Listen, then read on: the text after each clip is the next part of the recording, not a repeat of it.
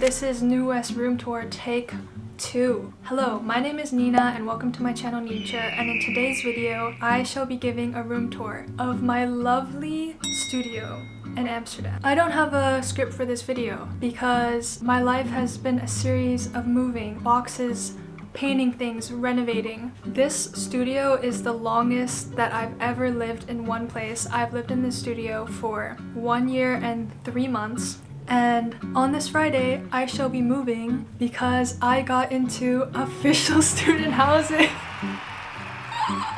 The war is over? Question mark?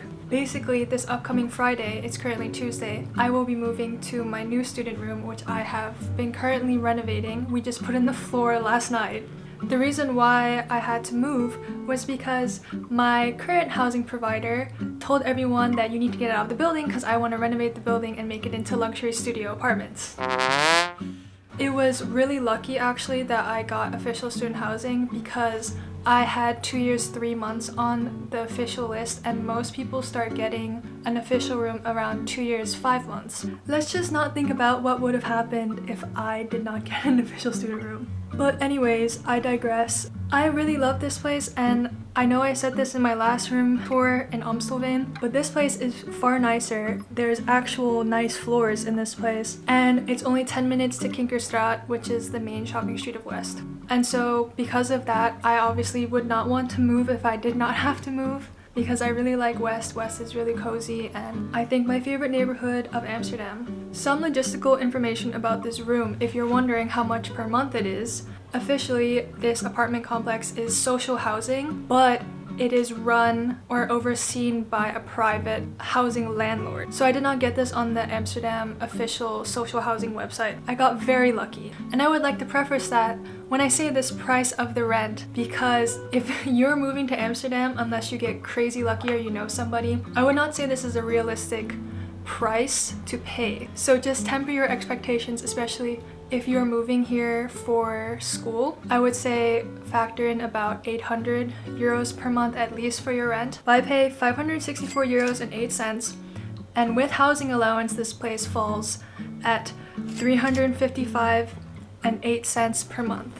Obviously that is a crazy good price to pay, and I cannot put into words how lucky and how grateful I am to have found this place, because it genuinely changed my quality of life so much. And you can definitely see in my videos of me since I've lived here that I've become a lot happier and a lot more relaxed. You can see it in my face. So yes, to digress, I'm really forever grateful to this studio apartment and I will never forget it. And I'm very sad to leave, and recording these room tour videos is really a way of me processing and letting go and saying thank you to the space before I move to my next little box. Obviously this is a studio apartment, so everything is in one room. I've sectioned everything off into its own individual purpose, so sleep, work, cooking, and I think that's the best way to go about showcasing this room. Enough introduction, let's actually show you the room. Okay, so starting off at the entrance. It's so nice having an entryway area because it makes the separation of getting ready area and living area so nice. To the right is the bathroom. It's really nothing special. There is no divider for the shower area and toilet area. And the toilet is a lovely traditional shelf toilet, which is amazing and nice. And this is a humidifier block because this bathroom does not have a window or a fan or anything, so mold will appear here and I constantly have to scrub it off, which is fantastic. But this is a realistic room tour. Can you see me? This is the entryway. Most studios here are just a rectangle, but you can tell that the designer of this place actually put in thought and effort into the building, because all of the windows are staggered so that you can't see your neighbor's side first of all, and also so that the entryway and the cooking area is separate from the living area, which I shall obviously show you in a second. I'm back from school and I take my shoes off and I put it over here because we don't walk with our shoes in the house, for that shit is filthy. Then I put on my green slippers And I drove it back here. And what do you know, we're already in the apartment. When you get into the apartment, the first one to greet you is my Ikea bear. This is him, and he wears a New York US Open hat. Shout out to Queens. He kind of guards the room, and when you have a bad day at school or work or whatever, it's really nice to come home to a Dungle Skog and you can just bury your head in his belly and scream as loud as you please. I change into my indoor pants. If you don't know the indoor-outdoor pant rule, are you fam for real? I changed into my indoor pants so I could sit on my bed. Lighting is changing as I'm recording this because it's 5 p.m. and it's gonna set at 7-ish. This area is my bed / getting ready area, and to be honest, this is not the most well thought out part of my room. I would like to say normally it is not this neat. I think it's much more realistic that there's a bunch of shit on the top of this clothing rack, like how this sweater currently is, as well as because the weather right now is in that weird ass transitionatory period where some days I'm sweating my ass off and some days I need to wear winter clothes. This is normally underneath my bed, which is where I store everything that I don't need in suitcases. I don't have a bedside table and I really want a bedside table, but since I don't have a bedside table, I've just been using this corner kind of to be my bedside table, and I just have a small Fido lamp from Ikea, as well as my journal and a book that I am currently reading or trying to force myself to read before I go to bed so I do not look at screens. And on this side, I keep my drying rack for laundry because I refuse to pay these bitches €5.35 to dry my clothes. Only to dry my clothes, not even to wash the clothes. And on the ground here, parallel to the foot of my bed, is my Monstera plant. Oh my god, no, this leaf is turning a bit brown. But this Monstera plant and I have literally been each other's day one. I got this plant when I moved to Amsterdam, and she has since grown and grown and grown. I think in my new place I definitely need to repot this plant because it has outgrown its original pot. I don't know if you can see it, but is that a metaphor for something? I don't know. I'm not the best plant mom. Like, you can see that the leaves are getting a bit brown, but whenever I leave and it's sunny, I try and position this plant in the center of the room just so it gets as much sunlight as possible throughout the day, and then I put it back in the corner area. Alright. Moving on from the bedroom and entrance and bathroom area is this wall, which separates the living and getting ready area from the kitchen and work area. I'm not gonna go too much into depth on what is on this wall because I've gone over it before and I don't want to be long-winded, but I'll just say that I collect postcards of where I've been, as well as I love when friends bring me postcards of their hometown or home country or places that they've been. And in addition, I just have some photos of my favorite artists. Like, this is Ingrid Bergman, this is David Bowie, over there is Conan Gray. The one thing on this wall that I would like to talk about is my Junko LP, which I found. And if you don't know who Junko Ohashi is, why are you subscribed to my... No, I'm just kidding. You should know who she is. Please look her up afterwards. I have a story about this LP, and I think that it just brings the wall together perfectly, and it is definitely the centerpiece at the very top, because where I used to have class, there's this record store, and I used to frequently go into that record store to, nicely putting it, procrastinate on the work that I had to do during lunchtime. And you know, it was just one of those things where it was meant to be like, you feel this energy and you're like, and then you see the item. Like, I saw this LP and it was a price that I could afford to. I think it was like 14 euros. I was like, you are coming home with me. To give you background, I discovered Junko when I was like 16 in high school because my sensei would give us cultural homework of the artists that she used to listen to when she was a teenager because she wanted us to be well-rounded. So Junko was one of the people that she introduced us to, as well as Yosui Inoue. Also, the album cover art is amazing. Now below the poster area is my getting ready area, and normally I have, well, I'm using one of the cameras now to record, but normally I have 2 cameras. I try to bring either my film Nikon or this Sony that I'm currently filming on with me whenever I go outside, because it's always good to have a camera on you. You never know when a good shot will appear. As well as a variety of lip things that I can throw into my bag, and I keep my keys and disinfectant wipes over there on that side. And as well, I have this money plant that kind of lost all of its leaves on this side, and I don't know if I'm taking good care of it because it looks like a palm tree now. So let me know if I should do anything to salvage this. But it's not dying. Like, I have a tiny one on the side over here.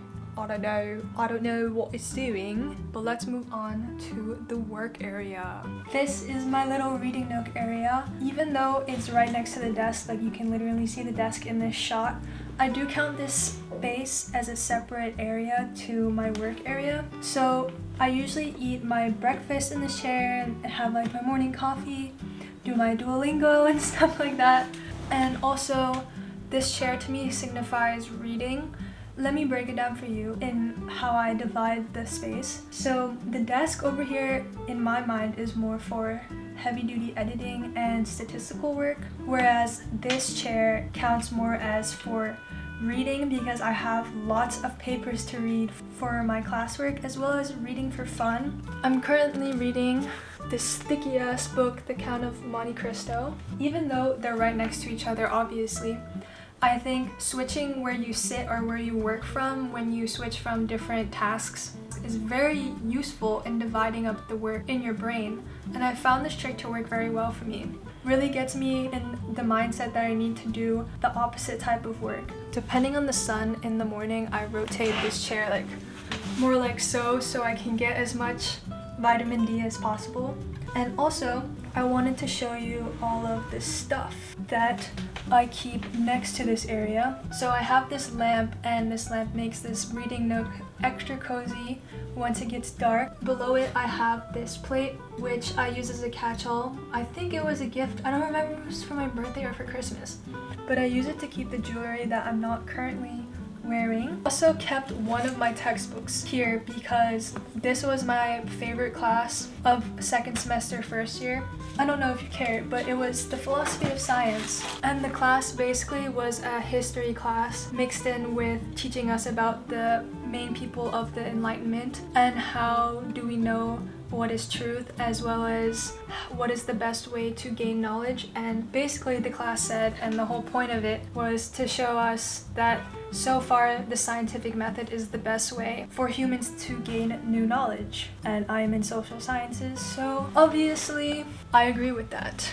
Moving on this pegboard I use it mostly for decoration. Like, I have a lot of stationery that is not my everyday stationery. This little thing, honestly, I could stand getting rid of this stuff. This used to be in my bag as my everyday carry, but one of the lenses of my favorite sunglasses popped out and I cannot find where it went, so yeah, it's just resting here temporarily. As well as I have this habit tracker, which this one is old, it's from December. I use it as a template to trace over whenever I need to make a new one for the week or for the month. And finally, over there on the edge, I will be the first to admit this is not a good filing system and I need a better filing system.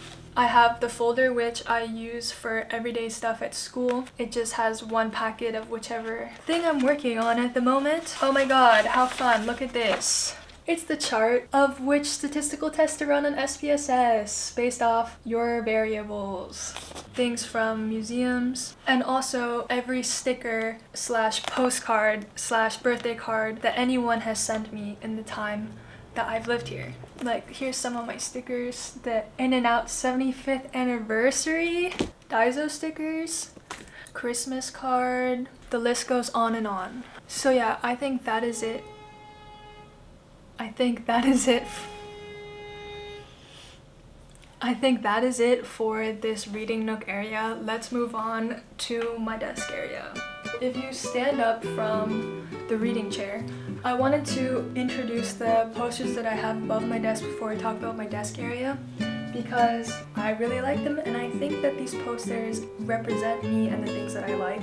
I And I also like how they have the 3 primary colors here. Ideally, I would like to frame both of them and put them in the hallway of my new place, but I did not frame them this time because I knew that I had to move. So, and below I have even more postcards of places that my friends are from. So I have this one from Hanoi, and I have this one from the Fiji Islands. And then over here I just have 2 museum tickets that I have collected on my previous trip. This is a side note, but no museums here in the Netherlands give out physical tickets anymore, which I think is such a shame because it's such a beautiful piece to remember your journey by, especially if you're traveling. And that just makes me really, really sad because the graphic design and artistry of good ticket design I feel is getting lost. And over here in this blank space below the Conan Gray poster, I used to have a 2024 calendar, so instead there's just this quote on the wall: "If you only do the work when it's convenient or exciting, then you'll never be consistent enough to achieve remarkable results. But by stepping up when it's annoying or painful or draining to do so, that's what makes the difference between a professional and an amateur." Yes, this quote is from the finance productivity bro book, Atomic Habits. And when I read this comment, I really felt like it was kicking me in the ass and that I needed to put it on my wall, especially for this past finals week. Sitting down at the desk area, this is where I am a majority of the time when I'm in my room. If I'm being very honest, this desk is from Ikea and it gets the job done if I'm being very honest, and it does not look ugly. I have this monitor which I cover with a Nagoya Daigaku sweater. When I'm not using it, the monitor faces my bed directly. I don't know, it gives me the heebie-jeebies to stare at a blank dark screen, especially in the middle of the night, so I always cover my monitor whenever I'm done using it. And I don't really have any fancy tech bro setup. I brought this wireless keyboard with me when I moved, and I just have the most affordable Logitech wireless mouse as well. But my favorite part about my desk is my little knickknacks that I have accrued, and most of them are gifts. The one that is the coolest, I think, is this Miffy, but you can pop her head off. It doubles as a USB stick that I use to print out my film photos, so that's really cool. Over here I have also this Miffy mug that my friend Megan got for me from Japan actually, and it has strawberries on it, and I love strawberries. I feel like this is a very Holland specific thing, but they do these offers where if you spend over a certain amount they'll give you stickers or something like that. Jumbo, one of the big 2 supermarkets, is currently giving out stickers. Deadass, look at my map, this is not sponsored. But yeah, this is what the stickers are for, and they will give you something like this. Oh, that brings me to underneath this area, but this I would say is the ugliest part of my desk because it is just the logistical wires of everything. Yeah, it's not pretty, but it works. It's the electricity for the monitor and also for the Wi-Fi box. And I have stacked up some shoe boxes. Within the shoe boxes themselves, I actually use them as storage, and I keep the old summaries that I have for previous classes that I've took. So the reason why I saved them is because I really regret not keeping more of my high school notebooks because I looked through them and saw my notes and how much work I put into studying, and so I want to keep them. So next time I go and visit my parents, I'll give it to them so they can put it in my room. I don't know if you can tell by now, but I'm a big supporter of physical media.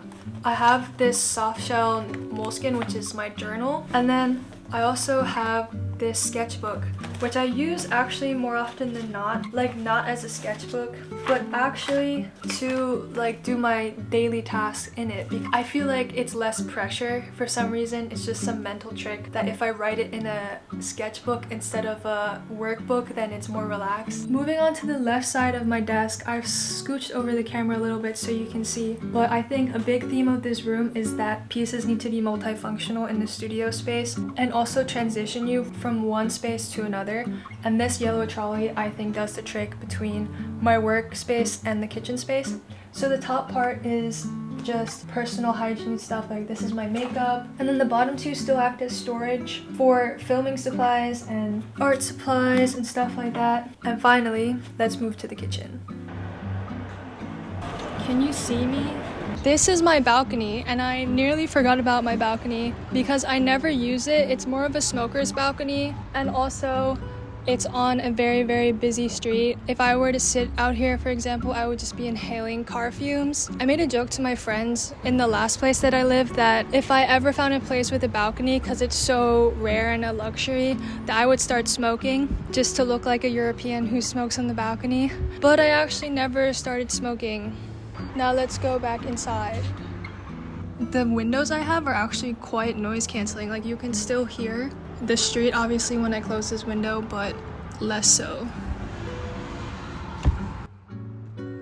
And last but not least, of course, is the kitchen nook area. This is how wide it is. Let me put my phone down. It literally is exactly my wingspan, middle finger to middle finger. Also, I have very long orangutan basketball arms, so do take that into consideration. My favorite part about this studio, besides the fact that it has south-facing windows that take up basically half of this wall, is that the kitchen is a nook. So most studios here, especially social housing or student housing, the studios, the designer was not very motivated and they're just literally a box. But this guy staggered everything. It's really nice how when you're laying in bed, you do not see the kitchen. I'm gonna bring you a little bit closer. This is my makeshift rig, which is my tripod on top of my office chair.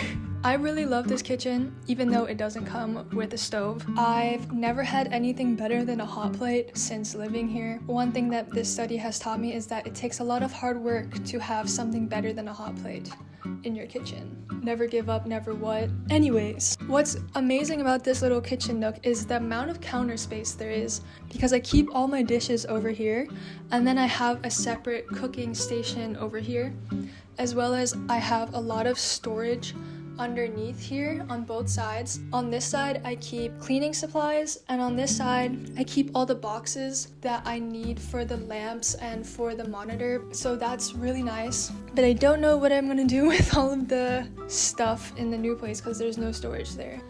In addition, I also have a lot of cabinet space up here. I also have a full-size fridge, which has a magnetic front, because not a lot of fridges here have a magnetic front, at least the ones that I've seen. I know it's a bit kitschy, but I love the look of a fridge with magnets and with postcards and pictures of friends. It makes it feel like it's actually a home and that somebody lives here. There's actually a really good story about this fridge because I got this fridge for free, literally free 99. In my place before this, the fridge was a mini fridge, but it was built into the kitchenette, so I couldn't rip it out, and also I didn't want to risk my down payment by ripping out this mini fridge, which also wasn't even in good condition anyways. So for the first week here, I lived without a fridge, and when I went to go back to the other place for the final inspection, I live on the 3rd floor here, but in my old building, I lived on the 5th floor, but I guess I wasn't thinking and I pressed the 3rd floor in my old building and the elevator opened, and like a gift from God,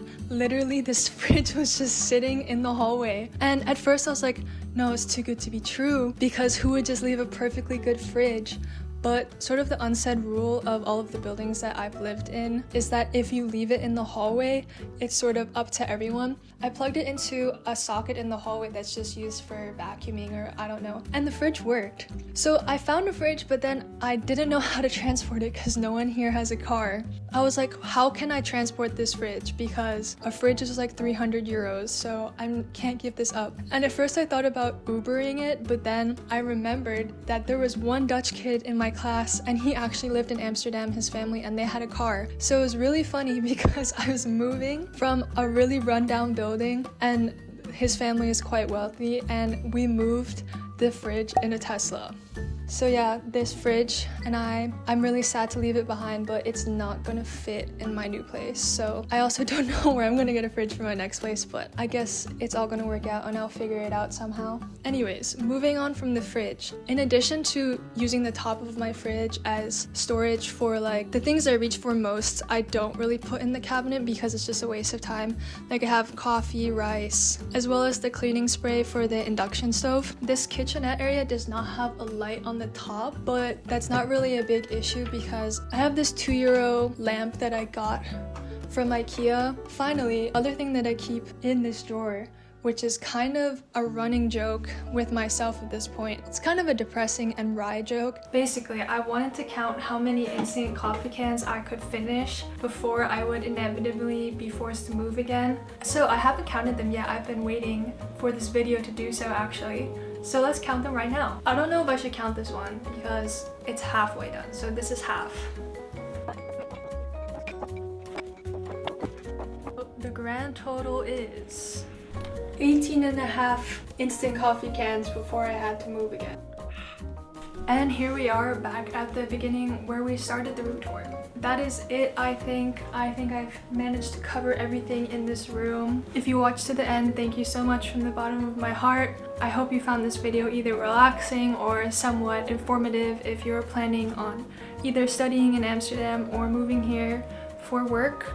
Thank you so much for following this crazy moving journey and seeing how I develop and evolve as a person with each place. And I'll see you in the next one. Bye!